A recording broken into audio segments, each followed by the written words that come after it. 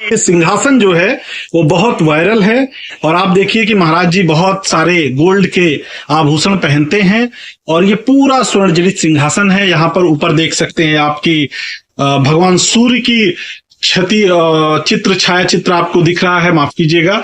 तो ये जो सिंहासन है इस वक्त महाकुंभ में चर्चा का विषय बना हुआ है। महाराज जी, स्वर्ण का सिंहासन का सोने का क्या महत्व है? स्वर्ण तो बहुत पवित्र धातु है। स्वर्ण तो कहते हैं कि जब मनुष्य जाता है देवलोक को तो बोलते हैं कि भाई सोने की इसको सीढ़ी मिल गई, उसमें सोने की सीढ़ियां दी जाती है। लेकिन क्या है कि ये जो भक्तों का जो प्रेम है, स्वर्ण इतना पवित्र धातु है कि अब आप समझिए कि गंगा जी जैसा वे पवित्र है, तो इसको निश्चित इसको धारण करने से ही मनुष्य को जो है सारे सुख समृद्धियां आनंद होता है। जैसे हमने कहता हूं तो कनक माने धतूरा भी होता है, कनक माने और गेहूं भी होता है, और भगवान शिव को बड़ा पसंद था। तो हम जब आपसे भी इन्हें मिलवाते हैं। इनका नाम उदित राज है। ये कबीर पंथ आश्रम से जुड़े हैं और कबीर पंथ आश्रम में 16वीं गद्दी के उत्तराधिकारी भी हैं। इस आश्रम में छत्तीसगढ़ के बिलासपुर, बेमेतरा, मुंगेली, कबीरधाम समेत आसपास के क्षेत्र में लाखों की संख्या में अनुयायी कुंभ में कबीरदास आश्रम में आ रहे हैं। कबीर पंथ के 16वीं गद्दी के उत्तराधिकारी उदित राज साहब से खास बातचीत की है हमारे संवाददाता। 6 लाख जो भी है, was a very big package. कहाँ से पढ़ाई की है? I was born and raised in London. कहा जाता है कि संन्यास धारण करने के लिए घर परिवार मोह माया सब कुछ त्यागना पड़ता है। पूरे परिवार खुद का अंतिम संस्कार पिंडदान करना। बिल्कुल, उसमें पिंडदान होता ही होता है और हम तीनों का पिंडदान हो चुका है। पिंडदान भी हो चुका है जी। हर लड़कियां चाहती है कि शादी हो। हमारी इच्छा थी कि हम एक छोटा परिवार क्यों पालें, हमें सुख शांति मिली है।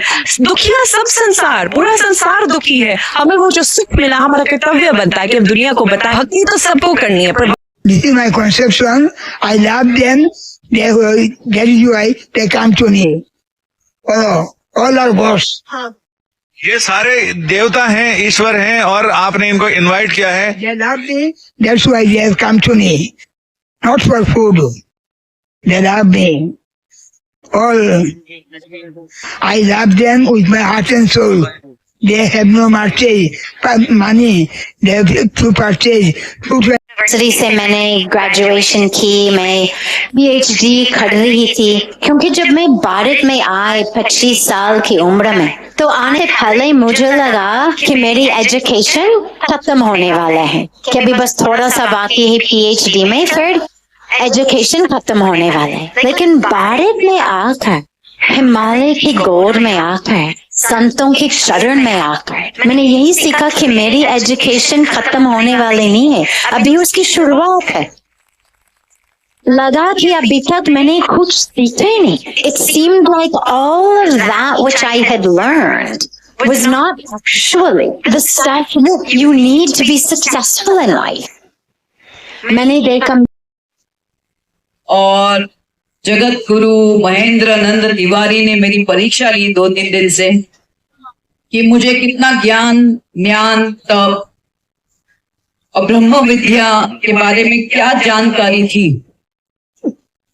ये मुझे नहीं मालूम था। ये 3 दिन से मेरी तपस्या जो 23 साल की थी उसका इम्तिहान चल रहा था और मैं उसमें पूरी तरह उत्तीर्ण हो गई। मुझे कल से ही महामंडलेश्वर बनने का न्योता मिला था और मैं काफी चीज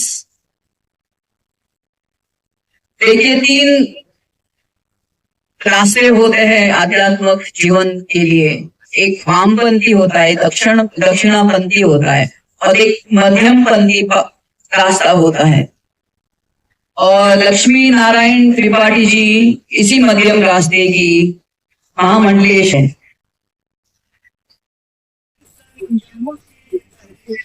ये